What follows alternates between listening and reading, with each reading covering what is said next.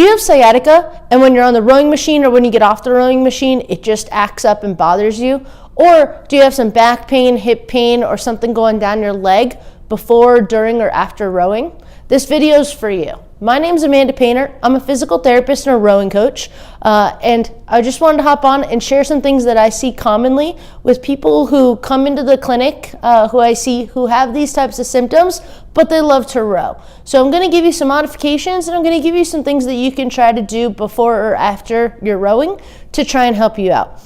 This is not medical advice, just some advice and tips. If you need some more medical advice, I'd recommend either you can follow up with me or you can follow up with another healthcare professional. But in this video, I'm going to go over 5 things that you can try. Give it a shot for a week or two, see if it helps at all. If it does, comment below and let me know. All right, so the first tip that I give is really work on your form. So when you're rowing, there's actually 3 components to a rowing stroke. If you can name those 3 things, then you're on the right track. If you're having some trouble naming what those 3 things are, then I'd recommend just watching this real quick. So there's 3 components to the rowing stroke. The first one is this push back with your legs. Then you kind of bend back at the hip, and then you bring your arms in. When you reverse, you go arms away, hips forward, and then you come in with your legs. There's a bunch of things that you can do for setup and things like that to get you in the most optimal position for you. But just basic form, what I want you to try and do is push with your legs and not worry about anything else. So you just go in and out with your legs. Once you're comfortable with that, then what you can do is you bend slightly back at the hip. Core is nice and tight, and I'm going to about, if I'm a clock, I'm going to about 1 o'clock. That's kind of my goal. I'll show you some things that people do to overcompensate a little bit, and that might be aggravating your back in the next 2 comments. But, so you're just gonna go back like this, then you bring your arms in. And then reverse, arms away, hips back forward, and then bend my knees. So again, pushing through with my legs, that's where all of the force is going to come from. Then stomach tight, go back a little bit, arms in, and reverse it. So all that power for this drive, which is this pushing back position, is coming from my legs. The core tight part, my hips going back, the legs are about 60 to 70% of the stroke. The core part of going back is about 10 to 20, depending on if you're going at the 60 or the 70. And then arms is just the final part. So people love to use their arms for this. This is really a lower body core movement at most. A little bit of your arms, but it's not driven by your arms. So really try and work on that form component.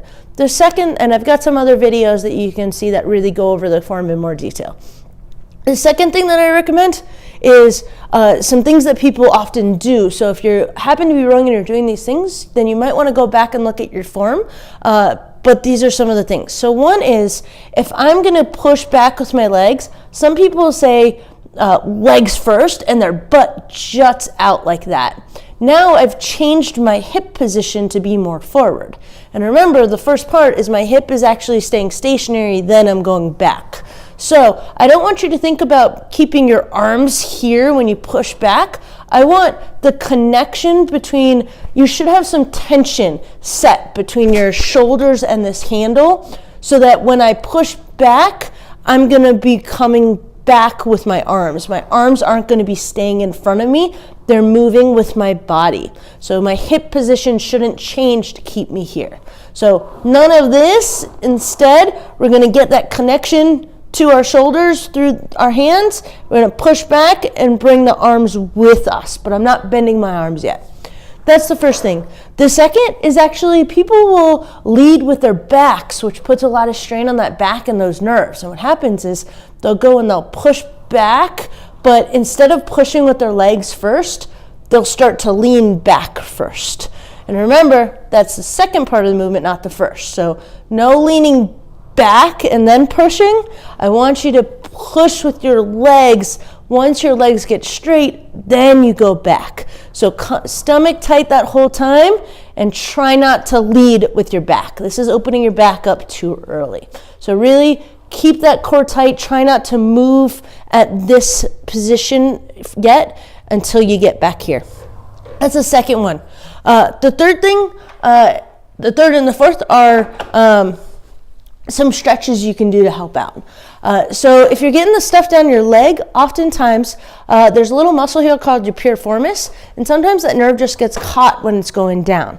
So one of the things you can even do it on your rowing machine if you're in the gym and you're competing for the rowing time, or you can do this just somewhere else. But what you're gonna do is take your leg up like this, like I'm sitting figure 4.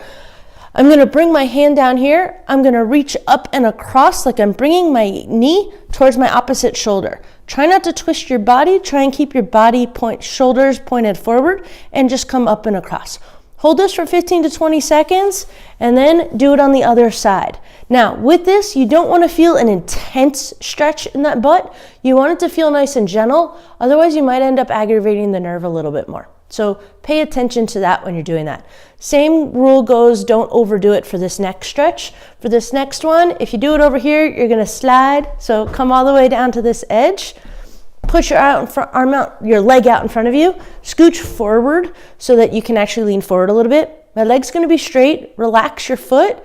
Sit up nice and tall. Try not to round your back. And you're just gonna lean gently forward. You're going for a stretch in the back here. If you feel this here, then in your calf, then you actually want to try and put a slight bend in your knee. So those are some tips that you can try if you're getting aggravated with the back a little bit. Actually, there's a 6th one that I'm going to throw in that I didn't think about until right now. The 6th one would be actually when you're all the way back here and you're in this position. When your knees are straight, it actually puts a little bit more pressure and tension on that nerve, so on your nervous system. So one of the things you can try is actually putting a slight bend in your knee. So the end of so if I go and push back, instead of going straight, I'm gonna stop here. That's when I'm gonna go back and then arms in reverse. So it's the same thing, just not all the way straight, just a little bend. You don't want it to be a giant bend, otherwise you're gonna have to go around your knees, but a little bend can be beneficial to take some of that tension off of the nerves. So that's 6 tips instead of 5 to help you out if you have some sciatica or something going down your leg or in your back. Feel free to leave comments below if you've got any questions, comments, and I hope that helps. Feel free to check out my other videos for other information.